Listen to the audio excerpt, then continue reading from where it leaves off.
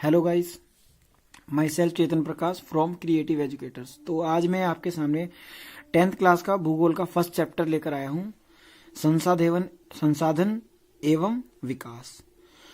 तो देखिए, इसके अंदर पूरे कंप्लीट नोट्स हैं। मैं कंप्लीट नोट्स के साथ आया हूँ, तो आज हम ये चैप्टर डिस्कस करेंगे विद नोट्स के साथ। देखिए क्या होता है कि संसाधन क्या होता है। देखिए, संसाधन उसे बोलते हैं रोजमर्रा की जिंदगी में जिन चीजों का हम इस्तेमाल कर देते हैं, जो हमें काम करने में हेल्प करती हैं, उनको हम संसाधन कहते हैं।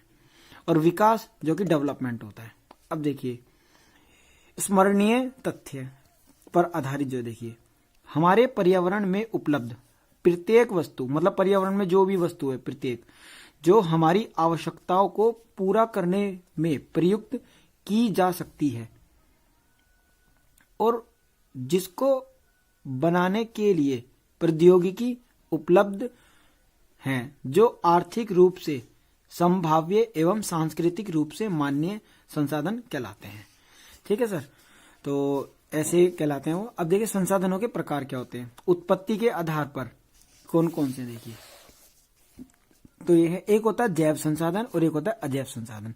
जैव संसाधन कौन से होते हैं। देखिए, ऐसे संसाधन जो हमें जीव मंडल से प्राप्त होते हैं, मतलब जीवों द्वारा जीव मंडल से प्राप्त होते हैं, एवं जिनमें जीवन है, मतलब जो लिविंग कह सकते हैं हम लोग, जैव संसाधन कहते हैं। जैसे कि एग्जाम्पल में मनुष्य, प्राणी जात, मतलब कोई भी जाति का प्राणी हो गया। अजैव संसाधन किसे कहते हैं। देखिए, वे सभी संसाधन जो निर्जीव वस्तुओं से बने हैं।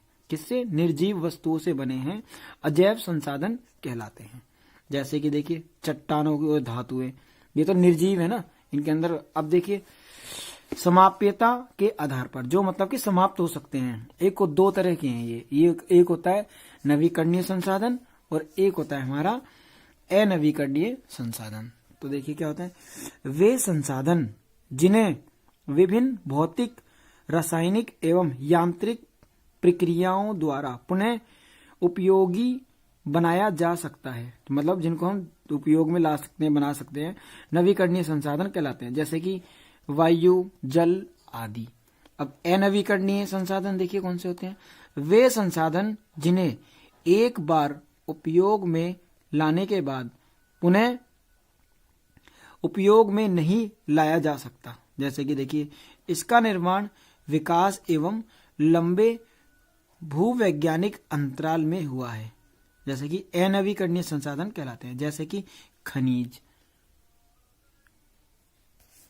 अब देखिए, स्वामित्व के आधार पर क्या होता है। देखिए, स्वामित्व के आधार पर एक होते हैं निजी स्वामित्व वाले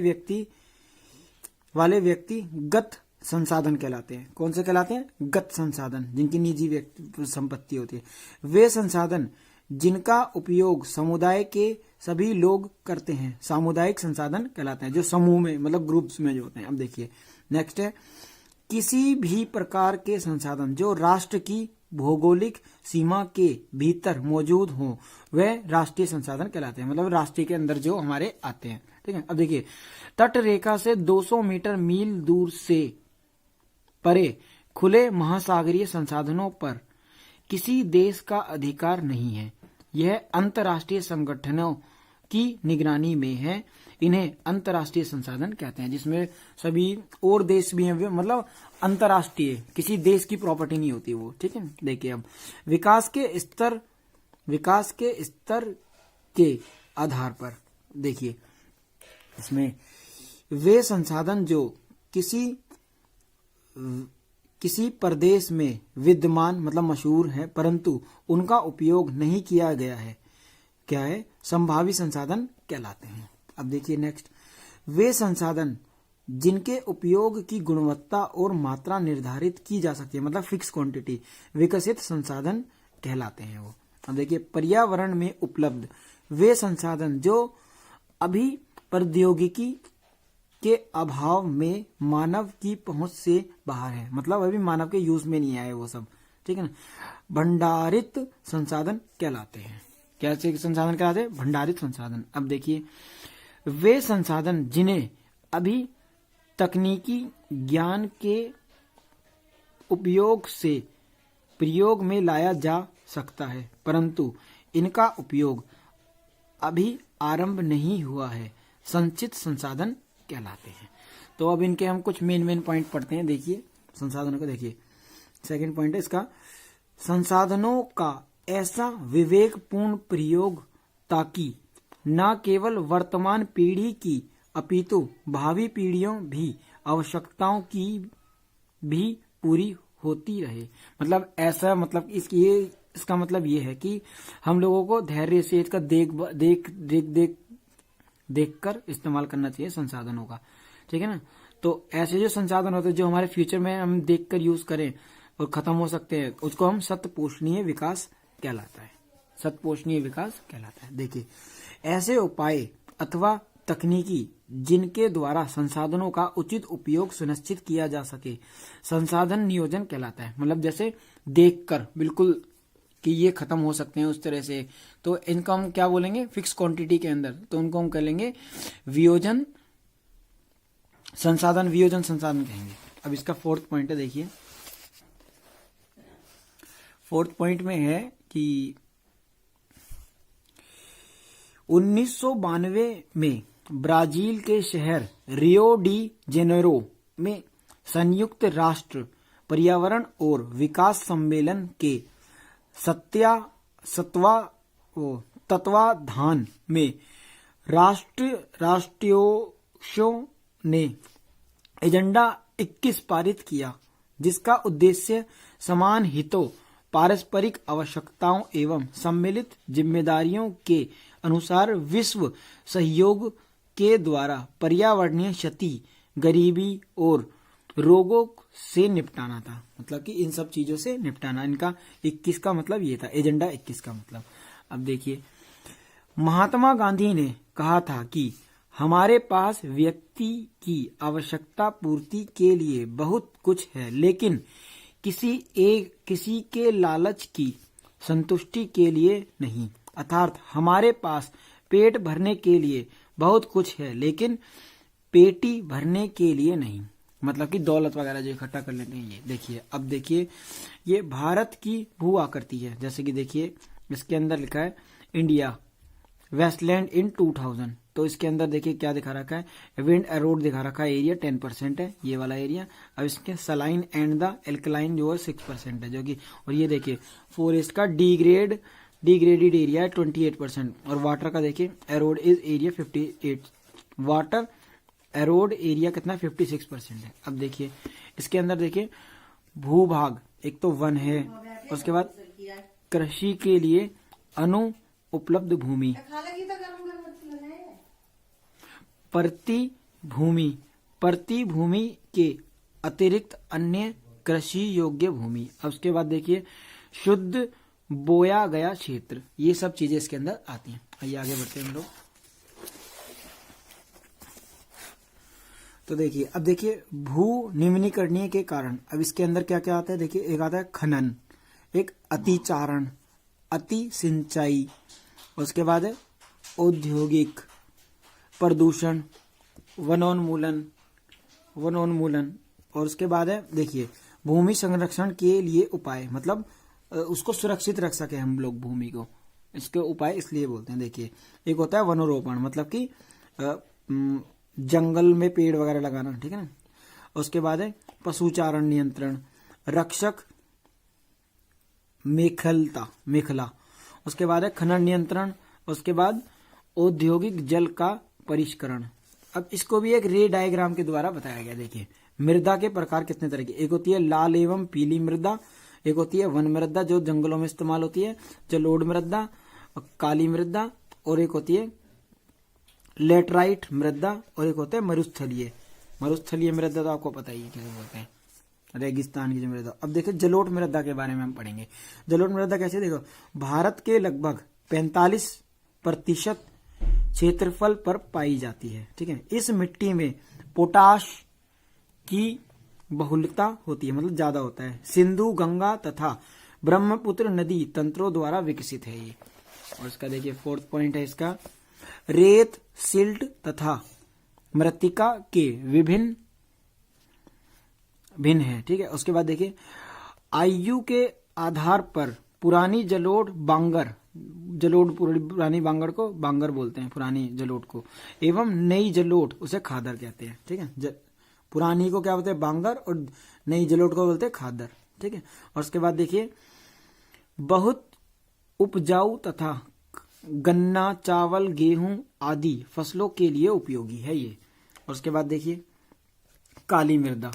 काली मृदा देखिए कैसे इंपॉर्टेंट है। देखिए काली मृदा जो होती है ना, देखिए रंग काला एवं अन्य नाम रेगर मृदा, इसे रेगर मृदा भी कहा जाता है। अब देखिए टेटनी फेरस मैग्नेटाइट एवं जीवांश की उपस्थिति होती है इसके अंदर। अब देखिए उसके बाद बेसाल्ट चट्टानों के टूटने फूटने के कारण निर्माण हुआ है इसका। उसके बाद देखिए फोर्थ है आयरन, चूना, एल्यूमिनियम एवं मैग्नीशियम की बहुलता होती है इसके अंदर। उसके बाद देखिए कपास की खेती के लिए सर्वाधिक उपयुक्त होती है ये। अब उसके बाद 6 है महाराष्ट्र, सौराष्ट्र, मालवा, मध्य प्रदेश एवं छत्तीसगढ़ के पठारों में पाई जाती है ये।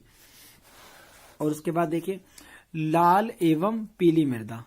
लाल और पीली मृदा देखिए लोहे के कणों की अधिकता के कारण रंग लाल तथा कहीं कहीं पीला भी। ठीक है, उसके बाद अम्लीय प्रकृति की मिट्टी होती है इसके अंदर। उसके बाद चूने के इस्तेमाल से उर्वरता को बढ़ाया जा सकता है। उड़ीसा, छत्तीसगढ़, मध्य गंगा के मैदान व गारो, खासी व जयंतिया के पहाड़ों में पाई जाती है। अब देखिए लेटेटाइट मृदा कौन सी होती है, मैं उसके बारे में बताता हूँ कहाँ कैसी है। लेटेटाइट मृदा उच्च तापमान एवं अधिक वर्षा वाले क्षेत्रों में विकसित है ये। और देखिए भारी वर्षा से अत्यधिक निक्षालन का परिणाम। और उसके बाद थर्ड पॉइंट है इसका चाय व काजू के लिए उपयुक्त है ये। उसके बाद है कर्नाटक, केरल, तमिलनाडु, मध्य प्रदेश, उड़ीसा तथा असम के पहाड़ी क्षेत्रों के लिए उपयुक्त है। अब मरुस्थलीय मृदा पर आते हैं हम। देखिए मरुस्थलीय मृदा ये क्या होती है? लाल रंग व भूरा, रेतीली तथा लवणीय होती है। उसके बाद शुष्क जलवायु तथा उच्च तापमान के कारण जल वाष्पन की दर अधिक। उसके बाद है ह्यूमस और नमी की मात्रा कम है इसके अंदर। उचित सिंचाई प्रबंधन के द्वारा उपजाऊ बनाया जा सकता है। अब वन मृदा जंगलों की जो मिट्टी होती है, पर्वतीय क्षेत्रों में पाई जाती है। ये वाली जो मिट्टी होती है मृदा गठन में पर्वतीय पर्यावरण के अनुसार बदलाव आता है इसके अंदर। नदी घाटी में मृदा दोमट तथा सिल्टदार होती है। उसके बाद है अधिसिल्क तथा ह्यूमस रहित होती है ये। उसके बाद हम आते हैं मृदा अपरदन के कारण। कौन कौन से मृदा अपरदन के कारण है? देखिए मतलब मिट्टी खिसकना, ये सब जो होती है। देखिए मृदा में कटाव एवं उसके बहाव की प्रक्रिया को मृदा अपरदन कहा जाता है। ठीक है ना, जो मिट्टी एक जगह से दूसरी जगह हो जाती है, दरारें आ जाती हैं उस वजह से। उसके बाद देखिए बहता हुआ जल मृत्तिकायुक्त मृदाओं को काटते हुए गहरी वाहिकाएं बनाता है, जिन्हें अवनलिकाएं कहते हैं। अब देखिए ऐसी भूमि जो जोतने योग्य नहीं रहती उसे उत्खात भूमि कहते हैं। उसके बाद देखिए चंबल बेसिन में इसे खड़ भूमि कहते हैं। उसके बाद फिफ्थ पॉइंट है इसका पवन द्वारा मैदान और ढालू क्षेत्र से मृदा को उड़ा ले जाने की प्रक्रिया को पवन अपरदन कहते हैं। उसके बाद कृषि के गलत तरीकों के कारण भी भूमि मृदा अपरदन होती है।